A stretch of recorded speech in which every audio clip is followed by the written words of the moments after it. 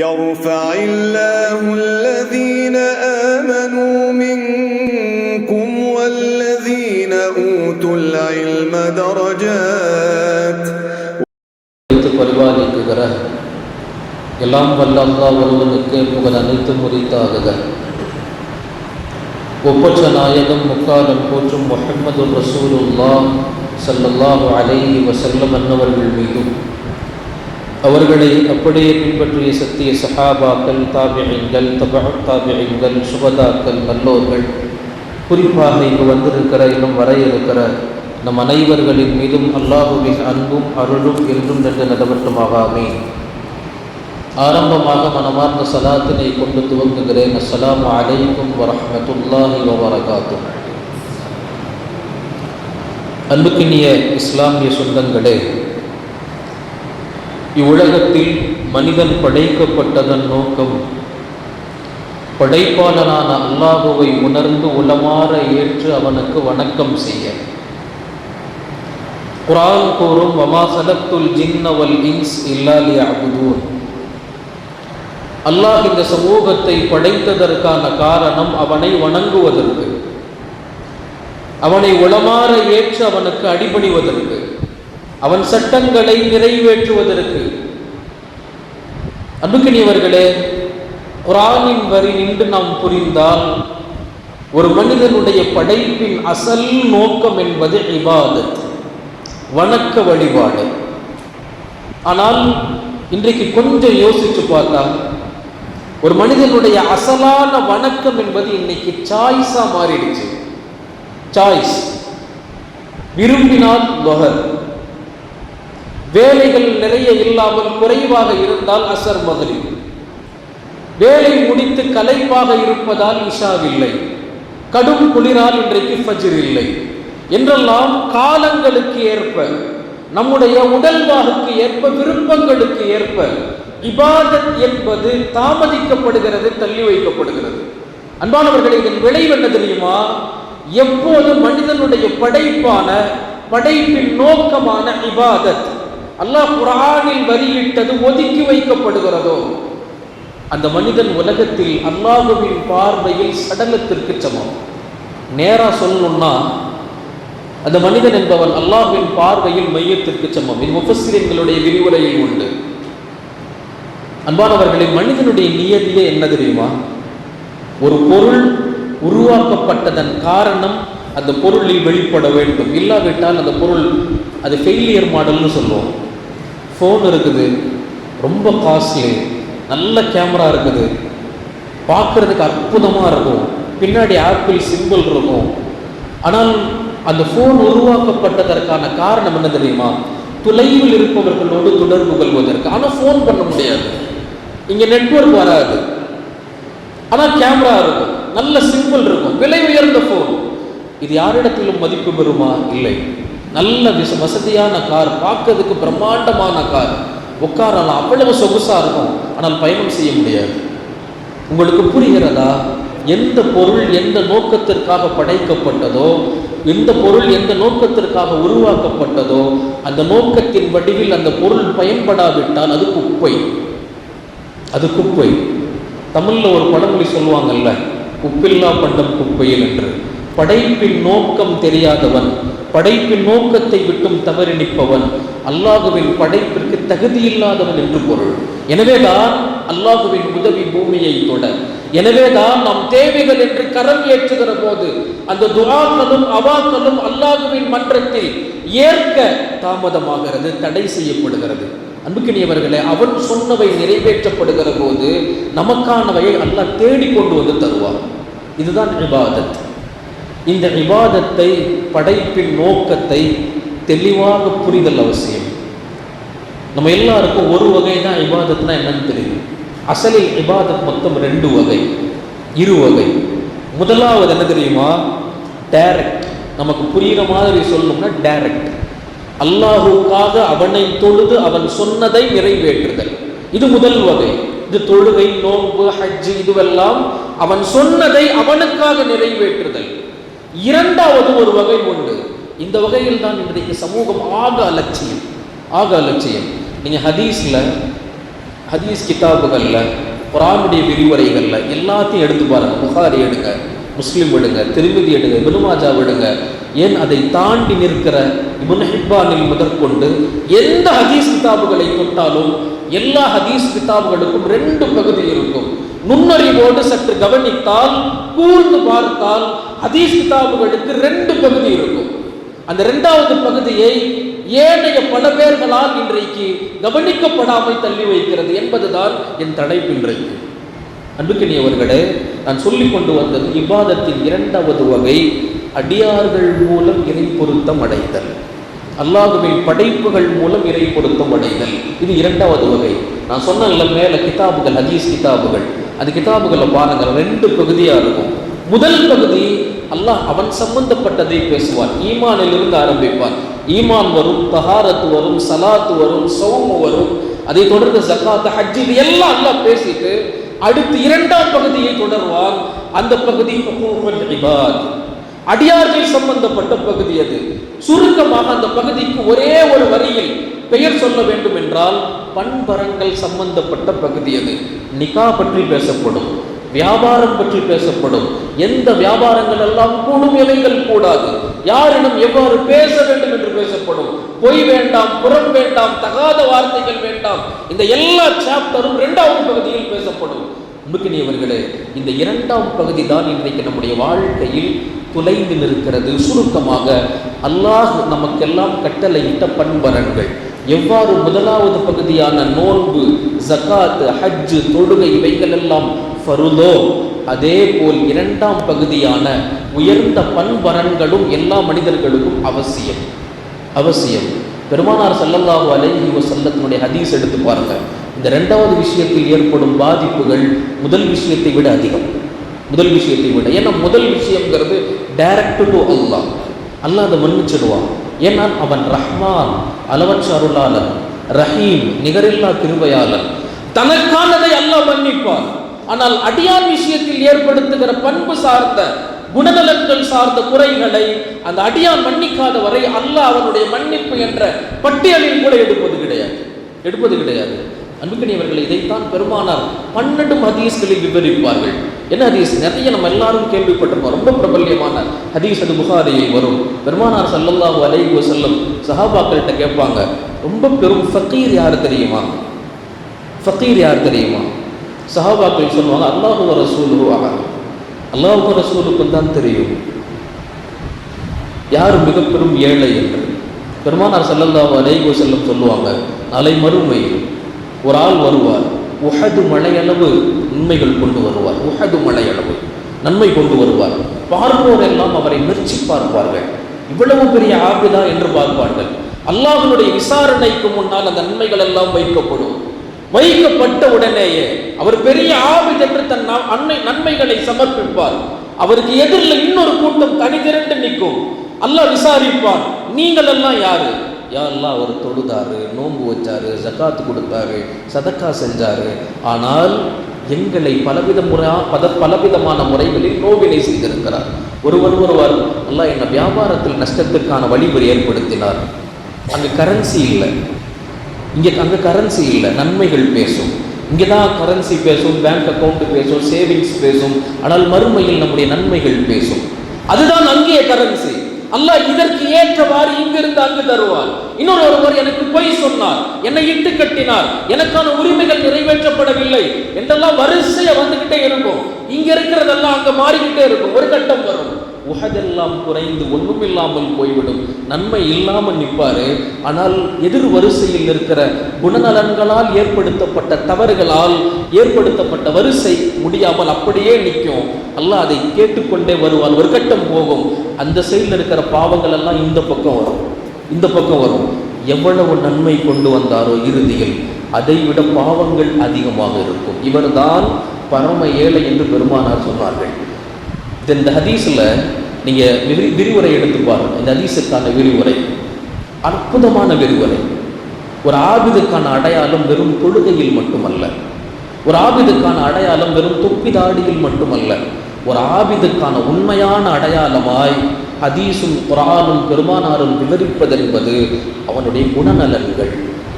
எல்லார்ட்டையும் எப்படி இருக்கிறாருங்கிற விளங்கணும். இதுதான் அன்புக்கினியவர்களே ஒரு ஆபிதுக்கான அடையாளம். ஆனால் இன்றைக்கு இந்த பண்பரங்கள் தான் அறவே இல்லாமல் போய்விட்டது. என்னுடைய தலைப்பு என்ன தெரியுமா? தற்போதைய காலத்தில் தேவையான ஆக முக்கியமான அவசரமாய் இச்சமூகம் கையாள வேண்டிய ரெண்டு பண்புகள். அதுக்கு முன்னாடி இந்த பண்புகளுக்கெல்லாம் முன்னுதாரணம் யார்? பெருமானார் ஸல்லல்லாஹு அலைஹி வஸல்லம். வமா ஹலக்குல் ஜின்ன வல் இன்ஸ இல்லா லியஅபுதூன். குர்ஆன் ஆயத்து சொல்லும், உங்களை வணங்க படைத்தேன். அந்த வணங்கம் எப்படி இருக்கணும் தெரியுமா? பெருமானார் மாதிரி, அவர்களை போல், அவர்கள் சொன்னதை போல், அவர்கள் செய்ததை போல். இதுதான் உங்களுக்கான வாழ்வியல் ஒழுக்கம்.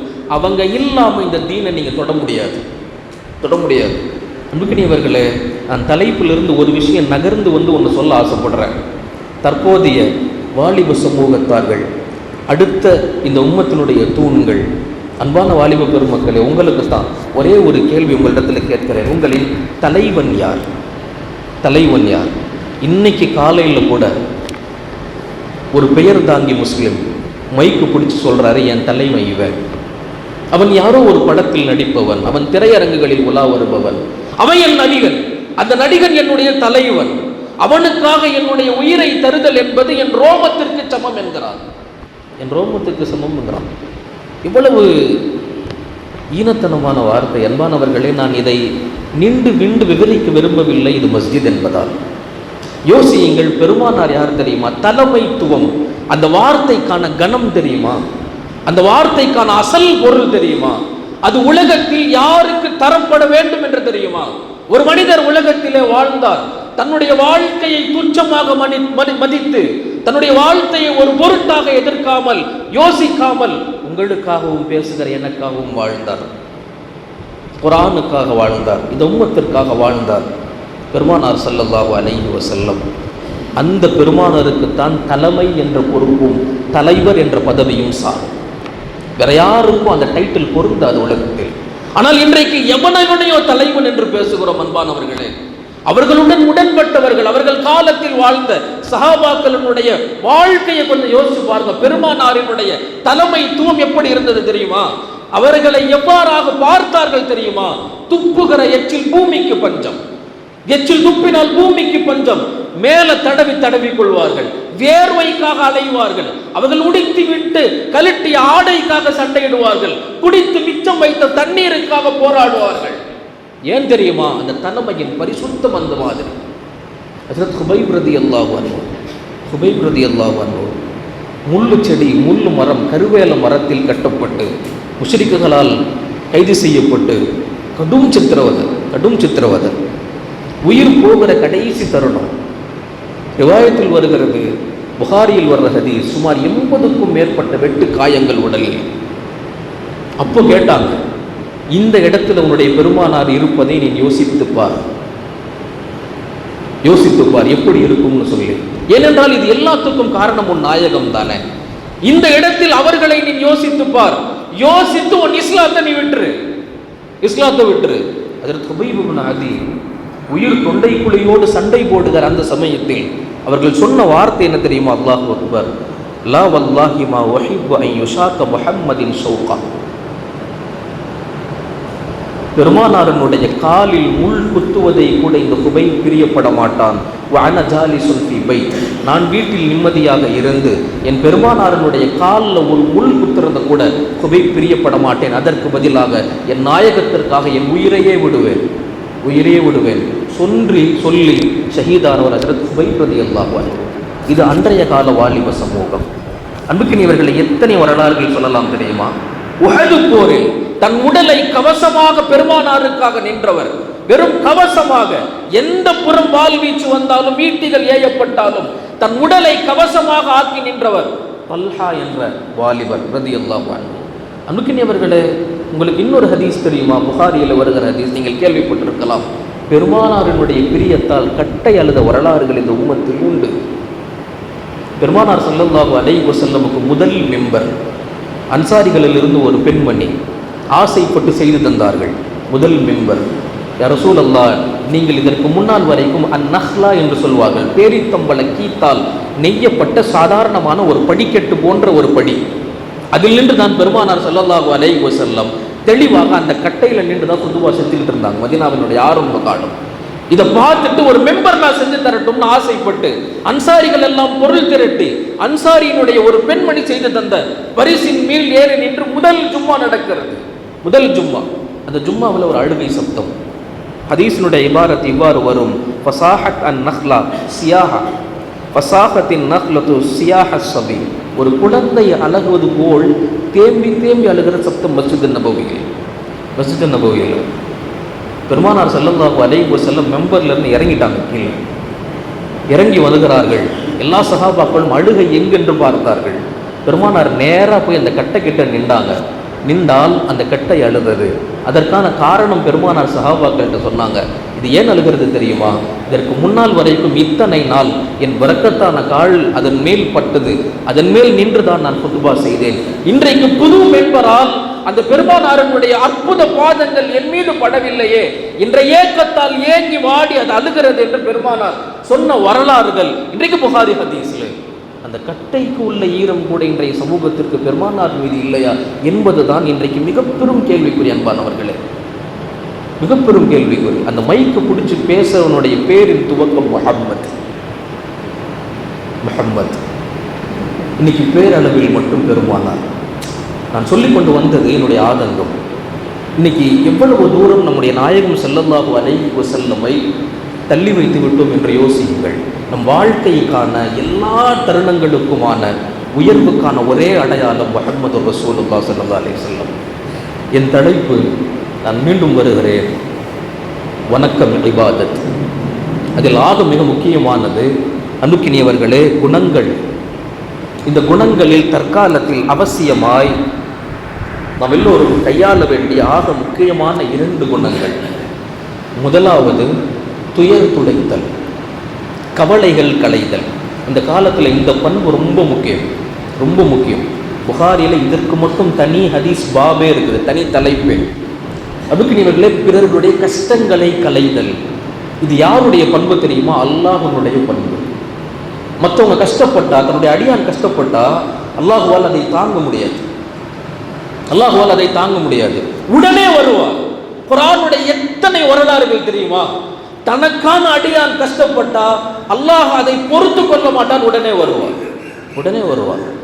அன்புக்கினியவர்களே, மூசா அலைஹிஸ்ஸலாம் அல்லாஹ்வை பார்க்கணும்னு நின்றாங்க. நம்ம எல்லோருக்கும் தெரியும், அல்லாஹ் நான் உன்னை பார்க்கணும். அல்லாஹ் சொன்னா, உலகத்தினுடைய கண்களால் என்னை பார்க்கும் ஆற்றல் கிடையாது, என்ன பார்க்க முடியாது. இல்ல மூசா அலைஹிஸ்ஸலாம் நான் பார்க்கணும் என்ற பிடிவாதம். காரணம், அல்லாஹ்வின் மேல் கொண்ட பெரும் அன்பு. ரப்போடு பேசி திரை மறைவில்லையே. இன்னைக்கு பார்க்குறோம், நம்ம பசங்களுக்கு இதெல்லாம் புரியும். ஒரு காதலிக்கிட்ட காதலில் பேசுகிற போது நான் உதாரணம் சொன்னால் புரிய இலவாக இருக்கும் என்பதால் ஃபோனில் பேசி ஒரு கட்டம் நேரில் பார்க்கணுன்ற தருணம் வரும்போது அது எப்படி இருக்கும்? இதே போல்தான் திரை மறைவில் அல்லாஹுவோடு பேசி அந்த வசீகர குரலோடு ஒன்றோடு ஒன்றாக கலந்து ஒன்றாக நிற்கிற போது அந்த ரப்ப பாத்திரம்னு ஒரு முடிவு. அல்லாஹ் முடியாதுன்றான். மூசா அலைஹிஸ்ஸலாம் நின்றாங்க, அல்லாஹ் நான் பார்க்கணும்னு. தன் ஒலிக்கீற்றில் இருந்து வெறும் 1% அதை விவரிக்க கூட முடியாத ஹதீஸ்களை வல்லுநர்களால் லேசான ஒரு பகுதி வெளிப்பட்டது. தூர் சீனா சிதற ஹஜ்ரத் மூசா அலைஹிஸ்ஸலாம் மயக்கமுற்றார்கள். ஒரு ரிவாயத்தில் மௌத்தாயிட்டாங்க. மீண்டும் எழுப்பப்பட்ட மூசா அலைஹிஸ்ஸலாம் அல்லாஹ்ட்ட மன்னிப்பு கேட்டாங்க. கேட்டுட்டு ஒரு கவலை, தரப்ப பார்க்க முடியலையே, அல்லாஹ் அந்த கண்கொண்டு பார்க்க முடியலையேங்கிற கவலையில வருத்தப்பட்டு நிற்கிறாங்க.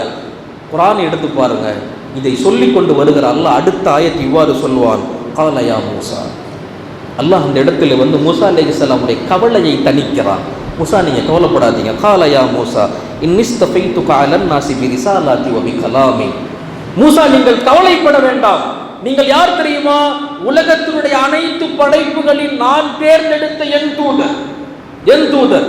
அதிலும் யாருக்கும் தராத சிறப்பு என்ன தெரியுமா? வபி கலாமி, நீங்கள் என்னுடைய கலீமுல்லாஹ், என்னிடம் நேராக நின்று பேசுபவர். இந்த ஆற்றல் உலகத்தில் எந்த நபிக்கும் இல்லை, உங்களுக்கு மட்டும். நீங்க கவலைப்படாதீங்க. எவ்வளவு விரைவு பாருங்கள். நான் சொல்லி வருவது அந்த கவலை, அந்த வாட்டத்தை பார்த்தவுடன் ரப்புல் ஆலமீன், யா மூசா நீங்க கவலைப்படாதீங்க, உங்களுக்கு நிறைய சிறப்பு கொடுத்துருக்குறோம், தட்டி கொடுக்குறோம். இதுதான் ரப்புல் ஆலமீனுடைய பண்பன்பானவர்களே. இப்படி நிறைய வரலாறுகள். ஹஜ்ரத் யூசுப் அலைஹிஸ்ஸலாத்து வஸ்ஸலாம் 11 வயசு கொண்டு போய் கிணத்துல போட்டுட்டு போயிட்டாங்க. தனிமையாக, தனிமையில், இருட்ட காட்டில், ஆழமான கிணற்றில் தனி ஒருவராக ஹஜ்ரத் யூசுப் அலைஹிஸ்ஸலாம்.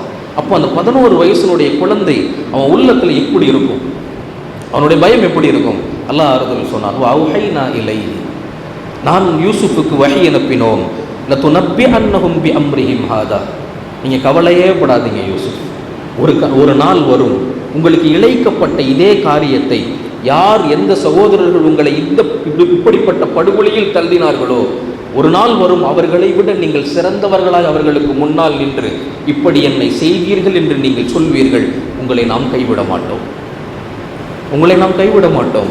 11 வயசுக்குள்ள அல்லாஹ் சொல்கிறான் ஆறுதல். நான் சொன்னேன் ஆறுதல் என்னுடைய யூசுஃபுக்கு. இந்த தரம் வேண்டும் அன்பானவர்களே. அல்லாஹ் ஒரு நிலை வர வேண்டும், அவனோடு ஒன்றி, அவனோடு பழகி, அவனோட இபாதத்தில் தலைத்து, அந்த இபாதத் பெருகி நஃபிலாக மாறி, அவனோடு ஒன்றட கலந்து ஒரு கட்டம் வரும், என் அடியான் இவனுக்காக நான் என்று அல்லாஹ் சொல்ல வேண்டும். இந்த தரம் வரும் எல்லோருக்கும். எனவே குர்ஆன் பேசுகிறது. அன்புக்கினியவர்களே, அற்புதமான நிறைய வரலாறுகள். யூசுப் அலைஹிஸ்ஸலாமுடைய கவலையை தணிக்க ரப்புல் ஆலமீன் அந்த இடத்திலே வார்த்தைகள் பேசுகிறார். பெருமானார் ஸல்லல்லாஹு அலைஹி வஸல்லமுடைய மிஅராஜ், அந்த மிஅராஜுக்கு என்ன பொருள்?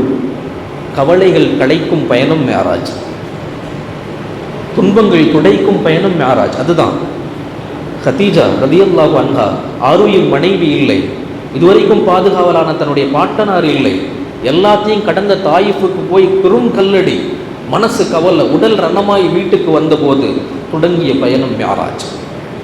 தம் பெருமானாருடைய கஷ்டத்தை தணிக்க அல்லாஹ் அழைத்த பயணம் மிஅராஜ். அன்புக்கினியவர்களே, அல்லாஹ் பொறுக்க மாட்டான். அவன் அடியார்களுக்கு பிரச்சனை என்றால் அந்த பிரச்சனையை, கவலைகளை களைவதில் அல்லாஹ் முதலிடத்தில் நிற்பான். பெருமானார் ஸல்லல்லாஹு அலைஹி வஸல்லம் ஹிஜ்ரத்தினுடைய நேரம், மக்காலிருந்து வெளியே வரணும், இரவு நேரம், காபாவை பார்த்துக்கிட்டு பிரிய மனசு இல்லாமல் அல்லாஹ்வின் கட்டளை என்று வெளியே வர்றாங்க. வெளியே வரும்போது நாயகம் ஸல்லல்லாஹு அலைஹி வஸல்லம் பேசுகிற வார்த்தைகள் என்ன தெரியுமா? மா அத்தியபுகி மின் பலத், எவ்வளவு பரிசுத்தமான ஊர் நீ தெரியுமா? வ அஹப்ப இலைய, எனக்கு ரொம்ப பிடிச்சமான ஊர் நீ. வலா கௌமி அஹ்ரிஜூனி மா சகன்து கைரதி, இந்த கூட்டம் என்னை வெளியாக்காவிட்டால் இந்த ஊரை தவிர வேற எங்கேயும் நான் தங்க மாட்டேன், எனக்கு அவ்வளவு பிடிக்கும், ஒன்று அவ்வளவு பிடிக்கும். வல்லாஹி இன்னகி கைருன் இன்னகி கைரு அர்தில்லா, அல்லாஹ் மீது சத்தியமா சொல்றேன், அல்லாஹ் படைத்த பூமிகளிலேயே ஆகச்சிறந்த இடம் நீந்தான். வஹப்பு அர்தில்லாஹி இலல்லாஹ், அல்லாஹ்வுக்கு பிடித்தமான பூமியும் நீந்தான். அப்படிப்பட்ட உன்னை விட்டு என்னால் பிரிய முடியாது, உன்னை விட்டு என்னால் போக முடியாது. பெரும் கவலை. பெருமானார் ஸல்லல்லாஹு அலைஹி வஸல்லம் குபாவை நெருங்கலை. அல்லாஹ் அடுத்த வசனம் இறக்கினான். என்ன தெரியுமா? இன்னல்லதி ஃபரல அலைக்கல் குர்ஆன் லராத்துக இலா மஆத், நாயகமே நீங்கள் கவலைப்பட வேண்டாம், அல்லாஹ் தனக்கு முன்னால் அடையாளம் போட்டு சொல்கிறான், யார் உங்களுக்கு இந்த குர்ஆனை இறக்கினானோ, இன்னல்லதி ஃபரல அலைக்கல் குர்ஆன், நாயகமே யார் உங்களுக்கு இந்த குர்ஆனை இறக்கினானோ அந்த ரப்ப சொல்கிறேன், லராத்தக், உண்மை நாம் மீண்டும் இந்த மண்ணுக்கு கொண்டு வருவோம், இலா மஆத், எப்படி ராஜா மாதிரி கொண்டு வருவோம். இன்றைக்கு ஒரு அடிமையை போல் கொலை செய்ய பெரும் கூலிப்படைக்கு நடுவிலே உண்மை இந்த உலகத்தில் இருந்த மண்ணில் இருந்து வெளிக்கொண்டு வந்தோம். நாளை ஒரு தருணம் வரும், மீண்டும் லராத்துக இலா மஆத், உன்னை வெற்றி வாகை சூடிய ராஜாவை போல், இந்த மண்ணிற்கான அரசனை போல் மீண்டும் கொண்டு வருவோம். அல்லாஹ் கொண்டு வந்தான். இது ஆறுதல். அன்புக்கினியவர்களே, இது அல்லாஹ்வின் பண்பு. இது அல்லாஹ்வின் பண்பு. பெருமானார் ஸல்லல்லாஹு அலைஹி வஸல்லமின் பண்பு எப்படி தெரியுமா? அவங்க ஆறுதல் சொல்றதுல முந்திக்கிறது இல்லை.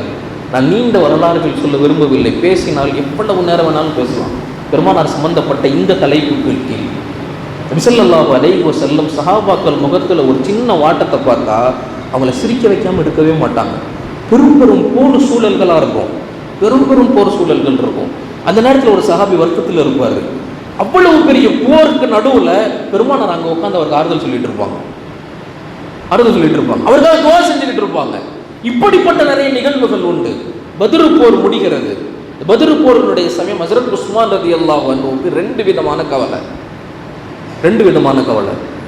முதல் கவலை, பத்ரு போர்ல கலந்துக்க முடியல. ஏன்னா ஹஜ்ரத் ருக்கையா தன்னுடைய மனைவி, உஸ்மானுடைய மனைவிக்கு ரலியல்லாஹு அன்ஹா, பெருமானாரினுடைய மகள், உடல் நலம் சரியில்லை, கூட இருந்து பார்த்துக்கணும். அப்படிப்பட்ட நிலை, பத்ருக்கு போக முடியல, ரொம்ப கவலை. ரெண்டாவது கவலை என்ன தெரியுமா? பத்ர் முறிந்து பெருமானார் ஸல்லல்லாஹு அலைஹி வஸல்லம் வீட்டுக்கு இன்னும் வரல, திரும்பி மதீனாவுக்குள் படை வரல. தன் மனைவி ருக்கையா வஃபாத். ருக்கையா வஃபாத். இந்த ரெண்டு பேரும் கவலையில் அதிர்ச்சியில் அழுதுகிட்டே இருந்தாங்க. ஹஜ்ரத் உஸ்மான் ரலியல்லாஹு அன்ஹு பெருமானார் ஸல்லல்லாஹு அலைஹி வஸல்லம் மதீனா மஸ்ஜித் நபவிக்கு வந்த உடனே உஸ்மான் ரலியல்லாஹு அன்ஹு கூப்பிட்டு விட்டு சொன்னாங்க, யா உஸ்மான் ஜாஅனி இலைய ஜிப்ரீல்.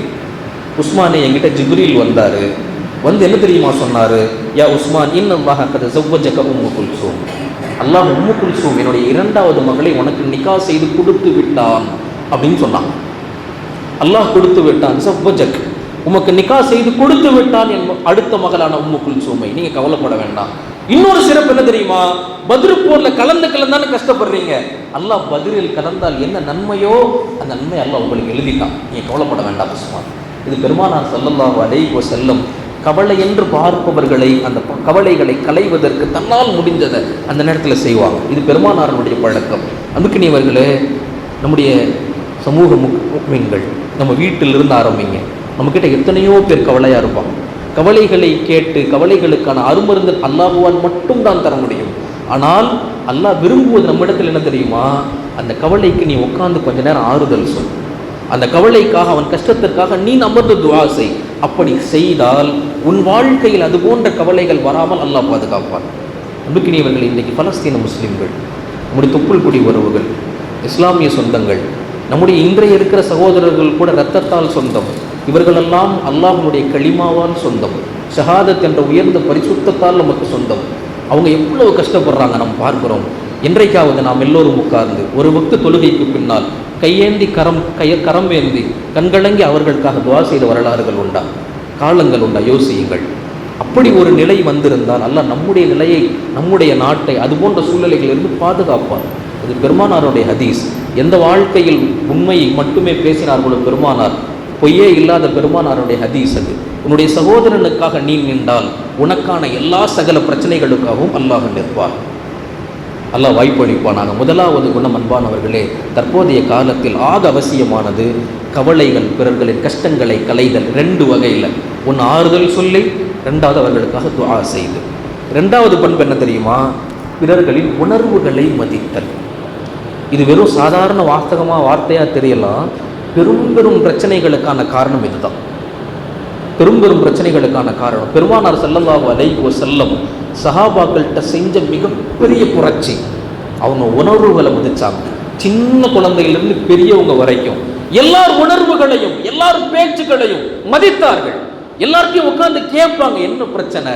ஒரு சஹாபி தப்புன்னு வந்துட்டாருன்னா உடனே தண்டிக்க மாட்டாங்க. இது அல்லாஹ்வுடைய உஸ்லூபும் அதுதான், அல்லாஹ்வுடைய பழக்கமும் அதுதான். தண்டிக்க மாட்டாங்க. உடனே கேட்பார்கள், அமர வைத்து ஏன் அப்படி செஞ்ச, என்ன காரணம் என்று கேட்பார்கள். என்ன தெரியுமா? இன்றைக்கு அறிவியல் வல்லுநர்கள் சொல்கிறார்கள், இப்படி தவறு செய்தால் உடனே தண்டிக்காமல் காரணம் அவன்கிட்ட துருவி கேட்கிற போது நாளைக்கு அந்த தப்பை அவன் செய்யாத ஒரு சூழ்நிலைக்கு உருவாகுவான். அப்படிப்பட்ட சந்தர்ப்பத்தை நீங்க காரணமா கேட்டு அவனை உருவாக்குங்கன்றாங்க. உங்க பிள்ளைங்க உடனே தப்பு செஞ்சுட்டா அடிக்காதீங்க, திட்டாதீங்க. முதல்ல ஏன்பா செஞ்ச, இது தப்புன்னு உனக்கு தெரியாதா, இது சரின்னு உனக்கு தெரியாதா, இதை செய்யக்கூடாதுன்னு தெரியாதா, ஏன் செஞ்ச? இந்த கேள்வி நாளை அந்த காரியத்தை அவனை தொட நெருங்காது, தொட விடாது. அல்லாஹ் ஷைத்தான்ட்டே கேள்வி கேட்டான். ஆதம் அலைஹிஸ்ஸலாம், குர்ஆனுடைய வசனம் உங்க எல்லாருக்கும் தெரியும். ஆதம் அலைஹிஸ்ஸலாம்கிட்ட சஜிதா செய்யணும்னு அல்லாஹ் சொல்லுகிற போது ஷைத்தான் செய்யலை. அல்லாஹ் செய்யலைன்னு உடனே கோவப்பட்டு அஊது பில்லாஹி மினஷ் ஷைத்தானிர் ரஜீம்னு சொல்லலை. அல்லாஹ் முதல்ல நீ ஏன் அப்படி செய்யலைன்னு காரணம் கேட்டான். எல்லாம் செய்த போது ஷைத்தான் செய்யல. அந்த ரப்புல் ஆலமீனே தனக்கு கட்டுப்படாத போது ஷைத்தானிடத்தில் காரணம் கேட்கிறான். குர்ஆனில் வசனம் இருக்கிறது, ஏன் செய்யல? அன கைரும் மின்ஹு, இந்த வார்த்தை தான் துரத்துச்சு. அவனோட நான் சிறந்தவன் இல்லையா, இந்த வார்த்தை தான் அல்லாஹ் அவனை தள்ளி வைப்பதற்கான காரணம். எனவே அன்பானவர்களை, உணர்வுகளை மதித்தல் ரொம்ப அற்புதமான நிகழ்வு. நான் சுருக்கமாக சொல்கிறேன். பெருமானார் ஸல்லல்லாஹு அலைஹி வஸல்லம் ஒரு போருக்கு போயிட்டு வர்றாங்க. அந்த போரினுடைய கனிமத்துகள் எல்லாம் பிரிக்கப்படுகிறது. அல்லாஹ்வுடைய உத்தரவு பெருமானாருக்கு வந்தது, முஹாஜிரின்களுக்கு மட்டும்தான் அந்த போரினுடைய கனிமத் பிரிக்கப்படணும், அன்சாரிகளுக்கு அது போகக்கூடாது. இது சோதனை, அவர்களுக்கு சோதனை. ரொம்ப நெருக்கடியான காலகட்டம் வேற அது. அந்த போரில் கிடைத்த கனிமத்துகள், ஒட்டகங்கள், சில பேரித்தம்பழங்கள், குதிரைகள், வாழ் எல்லாத்தையும் முஹாஜிரின்கள், அதாவது மக்காவிலிருந்து வந்தவர்களுக்கு கொடுத்தாங்க. மதினாவையே பூர்வீகமாக கொண்ட அன்சாரிகளுக்கு தரல. மதினாவினுடைய அன்சாரிகளான சில வாலிபர்களுக்கு இது ஒரு வருத்தம். தனியா ஒரு வீட்டில் உட்காந்து பேசிக்கிறாங்க. என்ன, நாமளும் போர் செய்தோமே, போர் செய்தவர்களுக்கு கனிமத் என்பது சட்டம் தானே, ஏன் நாயகன் நமக்கு மட்டும் தரல? அவங்க செஞ்சா சரிதான், ஆனால் தராதது ஒரு வருத்தம். இந்த செய்தி பெருமானாருக்கு போகிறது. நபி ஸல்லல்லாஹு அலைஹி வஸல்லம் உடனே புறப்பட்டு வந்துட்டாங்க. அந்த வீட்டுக்கு வந்து எல்லா அன்சாரிகளையும் கூப்பிட்டாங்க, எல்லா முஹாஜிர்களையும் கூப்பிட்டாங்க. அற்புதமான உரை. நீங்கள் எடுத்து பாருங்க, ரொம்ப நீண்ட ஹதீஸ் அது. பெருமானார் அதனுடைய கடைசியில் பேசுகிற சில வாசகங்கள் பொன்னெழுத்துக்களால் படிக்க வேண்டிய வாசகங்கள். பெருமானார் ஸல்லல்லாஹு அலைஹி வஸல்லம் அன்சாரிகள்கிட்ட உட்கார வச்சு சொன்னாங்க, அன்சாரிகளே, ஏன் கவலைப்படுறீங்க? ஏன், நீங்கள் யார் தெரியுமா எனக்கு? உலகத்தில் படைக்கப்பட்ட எல்லா மக்களும் ஒரு வழியிலும், நீங்கள் இன்னொரு வழியிலும் சென்றால் அன்சாரிகளின் வழியில் தான் நான் வருவேண்டாங்க. இரண்டாவது சொன்னாங்க, உலகத்தினுடைய எல்லா முஸ்லிம்களும் அது முஹாஜிரின்களாகவே இருந்தாலும் அவர்கள் எல்லோரும் என்னுடைய ஆடையை போன்றென்றால் அன்சாரிகளுடைய உள்ரங்கத்தை போன்றவர்கள் என்றார்கள். மூணாவது சொன்னாங்க, முஹாஜிர் என்ற சிறப்பு மட்டும் அல்லாஹ்விடத்திலிருந்து இல்லாவிட்டால் ஹிஜ்ரத் செய்தவர்களுக்கு என்று ஒரு சிறப்பு இருக்கிறது. அந்த சிறப்பு வேறு யாருக்குமே கிடையாது. அந்த சிறப்பு மட்டும் இல்லாவிட்டால் நான் அன்சாரிகளில் ஒருவனாய் மரணிக்க ஆசைப்படுகிறேன்டாங்க. நாலாவது பெருமானார் ஸல்லல்லாஹு அலைஹி வஸல்லம் சொன்னாங்க, இன்றைக்கு போரில் கனிமத் கிடைத்தவர்கள் எல்லாம் வீட்டுக்கு ஆடுகளை, ஒட்டகங்களை ஓட்டி செல்கிறார்கள். அன்சாரிகளே, உங்களுக்கு நான் வர்ற என்ன கூட்டிட்டு போங்கன்றாங்க. இதை கேட்டால் எப்படி இருக்கும் யோசிப்பாங்க. நாம சொல்லும் போதே உள்ளங்கள் எப்படி மாறுகிறது. ஆனால் இந்த வார்த்தையை சொன்னது எம்பெருமான் ஸல்லல்லாஹு அலைஹி வஸல்லம். அன்சாரிகளே, நீங்க யோசிங்க, என்ன கூட்டிட்டு போங்க. அழுதுட்டாங்க, கதறிட்டாங்க எல்லாரும். பெருமானார் விடல. கடைசியாக அந்த ஹதீஸ் துவாவோடு முடியும். பெருமானார் ஸல்லல்லாஹு அலைஹி வஸல்லம் கடைசியாக துவா செய்தார்கள், அல்லாஹும்ம ஃபிலில் அன்சார் வ அப்னாஇல் அன்சார் வ அப்னா அப்னாஇல் அன்சார். 3 தலைமுறைக்கு துவா செஞ்சாங்க. யா அல்லாஹ், என்னுடைய அன்சாரிகளை மன்னிச்சிடு, அவங்களுக்கு இரக்கம் காட்டு. என் அன்சாரிகளின் குழந்தைகளை மன்னிச்சிடு, என் அன்சாரிகளின் குழந்தைகளை மன்னிச்சிடு, இவங்க எல்லாத்தையும் மன்னிச்சிடு. தாடி நினையும் அளவுக்கு அன்சாரிகள் கதறினார்கள் என்பது வரலாறு. யோசிங்க, பெருமானார் ஸல்லல்லாஹு அலைஹி வஸல்லம் அந்த உணர்வு எப்படி மதிச்சாங்க பாருங்க. அல்லாஹ்வுடைய கட்டளை என்றாலும் அதை கேட்பதற்கு எந்த ரைட்ஸும் யாருக்கும் கிடையாது. பெருமானார் அந்த இடத்துல வந்து கண்டிக்கல, உணர்வுகளை மதித்து அங்க உட்கார வைத்து ஆசுவாசமாக பேசினார்கள். இதுதான் தலைமைத்துவத்திற்கான அடையாளம். பெருமக்களே, நான் இறுதியாக ஒரு நிகழ்வு சொல்லி நிறைவுக்கு வருவேன். நபி ஸல்லல்லாஹு அலைஹி வஸல்லம் உம்ரா முடிச்சுட்டு வர்றாங்க. மீண்டும் வீட்டுக்கு வர்றாங்க. வருகிற போது மக்காவினுடைய வாசல்ல, எல்லையில் ஹஜ்ரத் ஹம்ஸா ரலியல்லாஹு அன்ஹு அவனுடைய மகளார் யா அம்மி அப்படின்னு கத்திக்கிட்டே ஓடி வர்றாங்க. பெருமானாருக்கு நினைவில்லை. கூப்பிட்டு வச்சு கேட்குறாங்க. அப்புறமா தான் தெரியுது ஹம்சாவுடைய மகள். நீங்கள் இன்னும் மக்கால தான் இருக்கீங்களா, என் கூட வந்துடுறீங்களா? வந்துடுற யா ரசூலல்லாஹ். பெருமானார் கூட்டிகிட்டு வந்துட்டாங்க. வந்த உடனே நம்ம எல்லாருக்கும் தெரியும், பிரபலமான ஹதீஸ் அங்கே தான் ஆரம்பமாகுது. மதினாவுக்கு வந்த உடனே பெருமானார் கேட்குறாங்க, ஹம்சாவினுடைய மகள், இவங்களை வளர்க்க யார் தயார்? 3 பேர் போட்டி போட்டாங்க.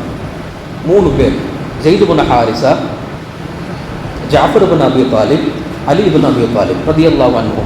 3 பேர் போட்டி போட்டாங்க. நாங்க வளர்க்குறோம்னு போட்டி போட்டாங்க. ஒவ்வொருத்தரும் ஒவ்வொரு காரணம் சொன்னார்கள். முதல்ல ஸைத் இப்னு ஹாரிஸா சொன்னார், யா ரசூலல்லாஹ், நான் தான் வளர்க்கணும் அந்த பிள்ளைய. ஏன் தெரியுமா? மதினாவுக்கு வந்தபோது பெருமானார் சில பேர்களை நற்புடவாளராக ஒன்றிணைத்தார்கள். அதுல என்னையும் ஹம்சாவையும் தான் தோழராக இணைத்தார்கள். என் தோழரின் மகள் என்பதால் நான் தான் வளர்க்கணும்னு நினைக்கிறாங்க ஹஜ்ரத் ஸைத் இப்னு ஹாரிஸா. அலி இப்னு அபி தாலிப் சொன்னாங்க, யா ரசூலல்லாஹ், இல்லை, ஹம்சா ரலியல்லாஹு அன்ஹு எங்களுடைய செச்சா, சிறிய தந்தை, அந்த பிள்ளைய நான் தான் வளர்க்கணும், ஏன்ட்ட கொடுங்க. ஜாஃபர் இப்னு அபி தாலிப் வந்துருச்சாங்க, யா ரசூலல்லாஹ், இல்லை, அவர் எனக்கு செச்சா. ரெண்டாவது என் மனைவி யார் தெரியுமா? ஹம்சா ரலியல்லாஹு அன்ஹுவினுடைய மனைவியின் தங்கச்சி, சுருக்கமா ஹாலா. எனவே நான் கேட்கிறேன், எனக்கு தான் ரொம்ப நெருக்கம், நான் வளர்க்குறேன். பெருமானார் ஸல்லல்லாஹு அலைஹி வஸல்லம் கடைசியா தீர்ப்பு சொன்னாங்க, அல் ஹாலத்து பிமன்சிலத்தில் அம்மாவுடைய ஸ்தானம் ஹாலாவுக்கு தான். எனவே ஜாஃபர் இப்னு அபி தாலிப் வளர்க்கட்டும்ட்டாங்க. அடுத்து 2 பேரும் வருத்தப்பட்டுருவாங்கல்ல. ஏன்னா ஹதீஸ்ல பெருமானார் ஸல்லல்லாஹு அலைஹி வஸல்லம் சொல்லுவாங்க, மன் ஜுஇல காதியன் துபிஹ பிகைரி சிக்கி, யார் நீதிபதியா நடுவில் உட்கார வச்சுட்டாரோ கத்தியின்றி அடுக்கப்பட்டதற்கு சமம்னு சொல்லுவாங்க. கத்தியில் அறுத்தா கூட டக்குன்னு போயிடும் உசுறு. ஆனால் இந்த காதியா உட்கார பார்த்தா ஒரு தரப்பை தான் சந்தோஷப்படுத்த முடியுமே தவிர என்னைக்கு 2 பேரையும் திருப்திப்படுத்தவே முடியாது. இது பெருமானாருடைய ஹதீஸ். அது பெருமானார் ஸல்லல்லாஹு அலைஹி வஸல்லம் காதியாக அமர்ந்து தீர்ப்பு சொல்லிட்டாங்க. இப்போ வேண்டாம்னு நின்ற 2 பேருக்கு மனசு கஷ்டமா இருக்கும்ல. பெருமானார் அடுத்து சொன்னாங்க, ஜெயிதை பார்த்து சொன்னாங்க, அந்த அஹூனா வ மௌலானா, ஜெயிதே நீ என்னுடைய ஆகப்பெரும் சகோதரன், என் தலைவன் நீண்டாங்க. ஜெயித் ரலியல்லாஹு சந்தோஷம். அடுத்து அலி ரலியல்லாஹு பார்த்து சொன்னாங்க, அந்த மின்னி வ அன மின்க், அலியே நான் உண்மையிலிருந்து நீ என்னிலிருந்துண்டாங்க. அலி ரலியல்லாஹுக்கு சந்தோஷம். கடைசியா பிள்ளைய வளர்க்கறதுக்காக கையில் எடுத்தார்ல ஜாஃபர் ரலியல்லாஹு அன்ஹு, அவர்களை பார்த்து சொன்னார்கள், அஷ்பஹத ஹல்கி வ குல்கி, ஜாஃபரே நீ தோற்றத்திலும் குணத்திலும் எனக்கு ஒத்தவருண்டாங்க. ஆக நிம்மதியோடு மனநிறைவோடு சபை கலைந்தது என்பது வரலாறு. அன்புக்கினியவர்கள், இதுதான் பெருமானாருடைய அணுகுமுறை. நான் சொல்லிக் கொண்டு வந்தது உணர்வுகளை மதித்தல். இன்றைக்கு அந்த உணர்வுகள் துச்சப்படுத்தப்படுவதால் தான் உள்ளூரிலிருந்து குடும்பத்திலிருந்து வெளிநாடுகள் வரைக்குமான பெரும் சண்டைகளுக்கான காரணம் உணர்வுகள் வீணடிக்கப்படுவதால், மதிக்காமையால். அல்லாஹ் அந்த உணர்வுகளை மதிக்குகிற ஆற்றலை தருவானாக. இறுதியாக நிறைவாக ஒரு செய்தி சொல்லி நிறைவு செய்கிற அன்புக்கினியவர்களே, இந்த உலகம் என்பது ஒரு நாள் அழியும். உலகத்தில் வாழ்பவர்கள் நாமும் ஒரு நாள் கடப்போம் என்பது நமக்கு தெரியும். இந்த பூமிக்கு மேலான வாழ்க்கை வெறும் 60க்கும் 70க்கும் இடைப்பட்ட காலம். 60லிருந்து 70 வயசு. யார் எப்போது திரும்புகிற போது மௌத்து வரும் என்று தெரியாது. ஆனால் இந்த பூமிக்கு கீழான வாழ்க்கை, அந்த கபூர் வாழ்க்கையை யோசித்து கூட பார்க்க முடியாது. பெருமானார் மட்டும் 1400 வருடங்கள் கபூரில் தான் இருக்கிறாங்க. அதில் ஆதம் அலைஹிஸ்ஸலாம் யோசிச்சு பாருங்க எத்தனை வருஷம் கபூர்லன்னு சொல்லி. நம்முடைய தந்தை பெற்றோர்கள் யோசிச்சு பாருங்க எத்தனை வருஷம் கபூர்லன்னு சொல்லி. அந்த வாழ்க்கைக்கான சேகரிப்பு நம் கையில் எவ்வளவு இருக்கிறது. உலகத்திற்காக, அழிய போக உலகத்திற்காக என் அக்கௌண்ட் எவ்வளோ, என் பேங்க் பேலன்ஸ் எவ்வளோ, என் பிள்ளைங்களுக்கான வீடு எவ்வளோ, இவ்வளவு யோசிக்கிறோம். நாளை மறுமைக்காக யாரும் வராத உங்கள் சேமிப்பு மட்டுமே உங்களை பாதுகாக்கும். அது அமல்களின் வழியில். எனவேதான் அல்லாஹ் இந்த உலகத்தில் உங்களை படைப்பதற்கான நோக்கம் எனக்கு கட்டுப்பட, எனக்கு இபாதத் செய்ய. யார் அந்த இபாதத்தை சரிவர செய்கிறார்களோ அல்லாஹ் உயர்ந்த நோக்கங்களுக்காக அவர்களை படைத்திருக்கிறார். நல்ல முறையில் உளமான முறையில் இபாதத் செய்து அல்லாஹுக்கு உகந்த அடிமைகளாக மரணிக்குகிற தௌஃபீக் எல்லாம் தருவானாக. நம்முடைய தலைமையாக, தலைவராக, வாழ்வியல் அம்சமாக நாம் ஏற்று நடக்குகிற ஒரே தலைவர் பெருமானார். உணர்ந்து அமல் செய்கிற வாய்ப்பினை அல்லாஹ் நம் அனைவர்களுக்கும் தந்து இம்மையிலும் மறுமையிலும் அவர்கள் கரம் பற்றி சொர்க்கம் செல்கிற தௌஃபீக்கனை அல்லாஹ் நம் அனைவர்களுக்கும் தந்து அருள் புரிவானாக. ஆமீன். வ ஆகிரு தஅவானா அல்ஹம்துலில்லாஹி ரப்பில் ஆலமீன். அஸ்ஸலாமு அலைக்கும் வ ரஹ்மத்துல்லாஹி வ பரகாத்துஹு.